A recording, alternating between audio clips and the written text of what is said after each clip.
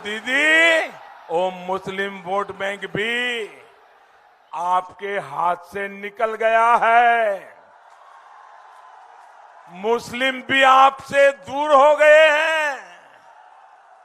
इसी से पता चलता है कि आप इलेक्शन हार गई है। पश्चिम बंगाल में एक तरफ जहां तीसरे चरण का मतदान हो रहा है, दूसरी ओर प्रधानमंत्री नरेंद्र मोदी ने कूच बिहार में चुनावी सभा को संबोधित किया। प्रधानमंत्री नरेंद्र मोदी ने रैली में ममता बनर्जी पर निशाना साधा और मुस्लिम वोट बैंक के नाम पर वोट मांगने का आरोप लगाया। पीएम मोदी बोले कि अगर हमने ऐसा कहा होता तो चुनाव आयोग का नोटिस आ गया होता। जब आपकी पार्टी ये घोषणा कर देती है कि दीदी अब बनारस से लोकसभा चुनाव लड़ेगी, तो कोई भी समझदार व्यक्ति बड़ी आसानी से समझ सकता है कि टीएमसी का सुपड़ा साफ होने जा रहा है। बंगाल में अब टीएमसी नहीं बच सकती है।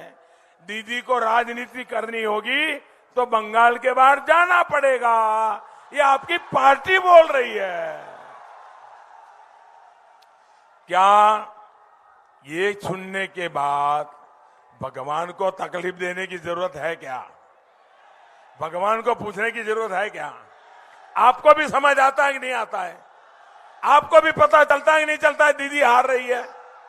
आदरणीय दीदी, ओ दीदी,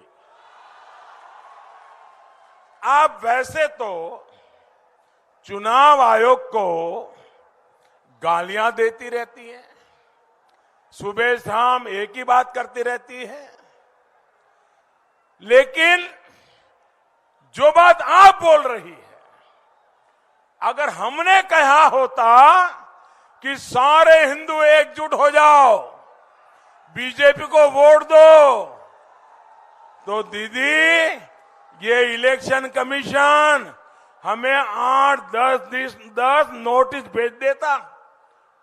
प्रधानमंत्री को भी नोटिस आती, अध्यक्ष को भी आती, उम्मीदवार को भी आती। अरे इतना ही नहीं, सारे अखबार देश के पहले पेज पर भरे पड़े होते और दुनिया भर के एडिटोरियल लिख करके हमारे बाल नोच लिए होते। दीदी, मुझे पता नहीं है कि आपको चुनाव आयोग ने नोटिस भेजा है या नहीं, लेकिन आपकी ये बात साफ बताती है कि आप जिनके भरोसे चुनाव के मैदान में थी, वे भी अब आपसे चले गए हैं और आप पब्लिकली उनको कह रही हो मुसलमानों एक हो जाओ, मुसलमानों एक हो जाओ, मुसलमानों एक हो जाओ, मुझे बचाओ, मुझे बचाओ, मुझे बचाओ, ये दीदी बोल रही है। बता दें, पश्चिम बंगाल विधानसभा चुनाव में तीसरे फेज का मतदान जारी है। इस बार भाजपा और टीएमसी के बीच कड़ा मुकाबला देखने को मिल रहा है। बंगाल की 294 सीटों के लिए 8 फेज में वोटिंग होनी है। पहले फेज की वोटिंग 27 मार्च और दूसरे फेज की वोटिंग 1 अप्रैल को हो चुकी है।